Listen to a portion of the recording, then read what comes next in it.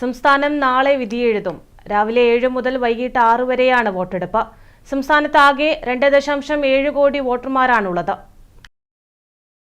സംസ്ഥാനം നാളെ വിധിയെഴുതാനിരിക്കെ വോട്ടർമാരുടെ മനസ്സ് നേരിട്ട് കീഴടക്കാനുള്ള അവസാനവട്ട തന്ത്രങ്ങളിലാണ് സ്ഥാനാർത്ഥികളും നേതാക്കളും. ഇന്ന് സ്ഥാനാർത്ഥികളും പ്രവർത്തകരും വീടുകൾ കയറിയും വ്യക്തിപരമായ ബന്ധങ്ങൾ പുതുക്കിയും വോട്ടുറപ്പിക്കാനുള്ള അവസാനവട്ട നിശബ്ദ പ്രചരണത്തിലായിരുന്നു. രാഷ്ട്രീയ ചൂടിലാക്കിയ 3 ആഴ്ചയ്ക്ക് ശേഷമാണ് കേരളം നാളെ പോളിംഗ് ബൂത്തിലെത്തുന്നത്. വലിയ പ്രതീക്ഷയോടെയാണ് മുന്നണികൾ ഇത്തവണ നിയമസഭാ തെരഞ്ഞെടുപ്പിനെ കാണുന്നത്.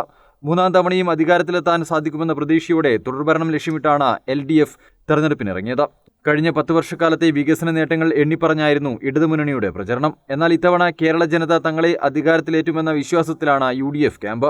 10 വർഷക്കാലത്തെ വികസന കോട്ടങ്ങൾ ഉയർത്തിയായിരുന്നു UDFന്റെ പ്രചരണം. കേന്ദ്ര സർക്കാരിന്റെ വികസന നേട്ടങ്ങൾ ഉയർത്തിക്കാട്ടി NDAയും ശക്തമായ പ്രചരണമാണ് നടത്തിയത്. വിവിധ പ്രീപോൾ സർവേകൾ ഇരുമുന്നണികളും ഒപ്പത്തിനൊപ്പമെന്ന സൂചനയാണ് നൽകുന്നത്. ഭരണവിരുദ്ധ വികാരമില്ലെന്ന സൂചനയാണ് ഇടത് ക്യാമ്പിന് ആത്മവിശ്വാസം പകരുന്നതെങ്കിൽ അടിയൊഴുക്കുകളിലാണ് UDF ക്യാമ്പിന് പ്രതീക്ഷ. സംസ്ഥാനത്താകെ 2.7 കോടി വോട്ടർമാരാണ് ഉള്ളത്. ഹോം വോട്ടിംഗിലൂടെ 2 ലക്ഷത്തോളം പേർ വീട്ടിലിരുന്ന് വോട്ട് ചെയ്തു. 140 മണ്ഡലങ്ങളിലായി 30,495 ബൂത്തുകളിലാണ് വോട്ടെടുപ്പ്.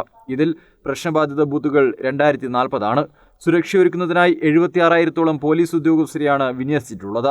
സുതാര്യവും നീതിപൂർവവുമായ വോട്ടെടുപ്പ് ഉറപ്പാക്കാൻ എല്ലാ ഒരുക്കങ്ങളും പൂർത്തിയായതായി തെരഞ്ഞെടുപ്പ് കമ്മീഷൻ അറിയിച്ചു. മെയ് 4 വോട്ടെണ്ണൽ. News desk, Kannur vision.